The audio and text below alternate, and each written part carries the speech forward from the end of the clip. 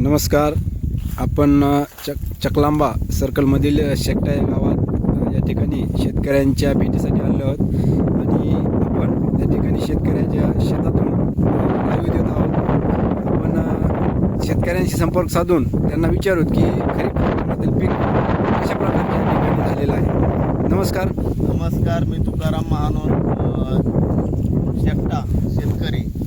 या ठिकाणी जवळपास ज्या खरीपाच्या ज्या शेतकऱ्यांच्या मोठ्या अपेक्षा असतात, सर्वात मोठा जर योगदान असतं तर खरीप हंगामातलं असतं आणि याच खरीप हंगामातल्या पूर्ण शेतकऱ्याच्या आशा आज रोजी मावळलेल्या आहेत. आजपर्यंत आशा होती, परंतु आज त्या पूर्ण मावळलेल्या आहेत. कारण आपण या ठिकाणी बघू शकता, पूर्ण असं मुगाचं आणि या तुरीचं पीक जे होतं, हातातोंडाशी आलेला घास आज या नैसर्गिक संकटामुळे आज शेतकऱ्याच्या नशिबातून हिरावून घेतल्यासारखा झालेला आहे. जो खर्च आतापर्यंत करायचा होता, खत असेल, नांगरट असेल, खुरपणी असेल, फवारणी असेल, जेवढा खर्च करायचा होता तो पूर्ण शेतकऱ्यांनी आज या ठिकाणी आम्ही केलेला आहे.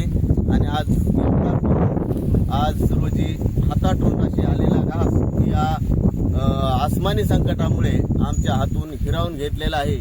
म्हणून या ठिकाणी मी महाराष्ट्र सरकारला विनंती करतो की या शेतकऱ्यांचा जो महाराष्ट्रामध्ये दुष्काळामुळे ज्या समस्या निर्माण झालेल्या आहेत, यावर काहीतरी तोडगा काढावा. आतापर्यंत आपल्या शेतात कुठले अधिकारी किंवा यांनी सर्वे वगैरे काही केलाय का, पंचनामा वगैरे? आतापर्यंत इतके दिवस झाले पावसाचा खूप वाढला असून एकही अधिकारी आज रोजी आतापर्यंत आमच्या शेताकडे फिरकाला नाही, भेट दिला नाही, कुठल्याही प्रकारची कार्यवाही त्या ठिकाणी झाली. या संदर्भात पीक पाणी यावर्षी नवीन नियम लागू केलेला आहे. आपण या ठिकाणी पीक पाणी अजून केलेले आहे का नाही? आम्ही शेतकरी म्हणून मी या ठिकाणी सांगू इच्छितो की आम्ही खरीप हंगामाचा जो पीक विमा असतो तो ऑनलाईन चलन भरून भरलेला आहे, परंतु पीक पाहणी आतापर्यंत आम्ही केलेली नाही आणि कुठला अधिकारी बी आमच्याकडे आलेला नाही. आणि शासनानेही तशा काही सूचना